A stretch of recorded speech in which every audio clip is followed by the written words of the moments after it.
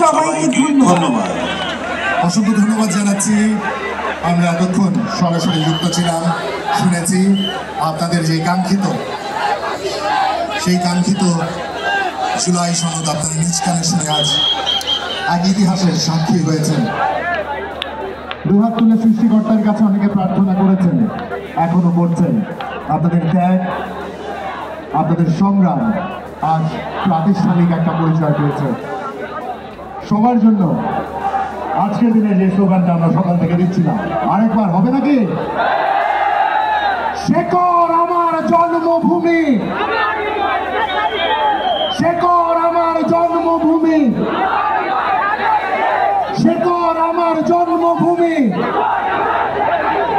শেকড় আমার জন্মভূমি।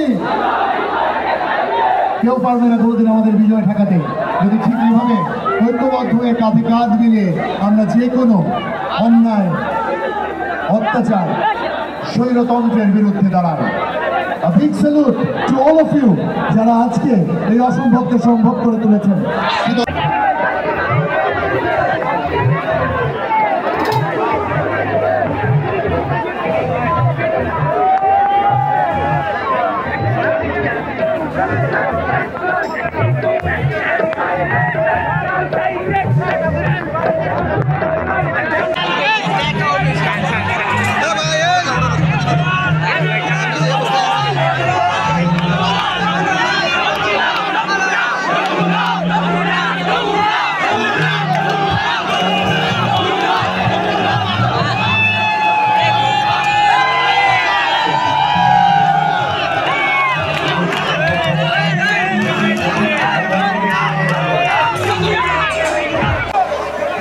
নামে সাংবিধানিকভাবে একদলীয় শাসন ব্যবস্থা কায়েম করে এবং মত প্রকাশ ও বিচার বিভাগের স্বাধীনতা হরণ করে, যা প্রতিক্রিয়ায় 1975 সালের 7 নভেম্বর দেশের সিপাহী জনতার ঐক্যবদ্ধ বিপ্লব সংঘটিত হয় এবং পরবর্তী সময়ে একদলীয় বাকশাল পদ্ধতির পরিবর্তে বহুদলীয় গণতন্ত্র, মত প্রকাশ ও বিচার বিভাগের স্বাধীনতা পুনঃপ্রবর্তনের পথ সুগম হয়।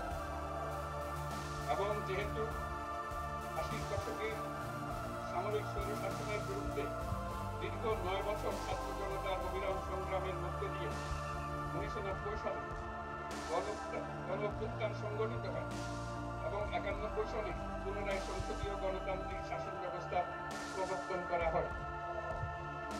এবং যেহেতু দেশি বিদেশি চক্রান্তে সরকার পরিবর্তনের গণতান্ত্রিক প্রক্রিয়া ব্যাহত হওয়া। প্রিয় দর্শক, এতক্ষণ সাথে থাকার জন্য ধন্যবাদ।